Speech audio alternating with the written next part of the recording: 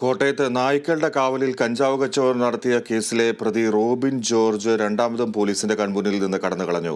തെരച്ചിലിനിടെ പ്രതി മീനച്ചിലാറ്റിൽ ചാടി രക്ഷപ്പെടുകയായിരുന്നു. മരിയാണ് വിവരങ്ങൾ നൽകാൻ ചേരുന്നത്. മരിയ, എങ്ങനെയാണ് ഇയാൾ കടന്നുകളഞ്ഞത്? പി.ജി. കുമാരനല്ലൂർ ഡോഗ് ഹോസ്റ്റലിന്റെ മറവിൽ കഞ്ചാവ് കച്ചവടം നടത്തിവന്ന ഈ പ്രതിക്കായുള്ള അന്വേഷണം പോലീസ് ആരംഭിച്ചു വരികയായിരുന്നു. ആ സമയത്താണ് ഇദ്ദേഹം ഇന്നലെ മീനച്ചിലാറ്റി ചാടി രക്ഷപ്പെടുന്നത്. പോലീസിന് മുന്നിൽ എത്തിയതാണ് ഇദ്ദേഹം. അപ്പോഴാണ് അദ്ദേഹം മീനച്ചിലാറ്റി ചാടി രക്ഷപ്പെടുന്നത്.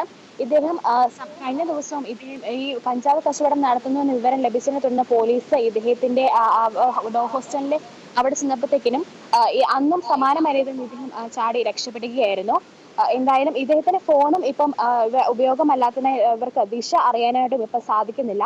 എന്തായാലും മാത്രമല്ല, ഇവര് കഴിഞ്ഞ ദിവസം ഈ ഡോഗ് ഹോസ്റ്റലിന്റെ അവിടെ 2 യുവാക്കൾ ചാടി കടക്കാനും ശ്രമിച്ചിരുന്നു.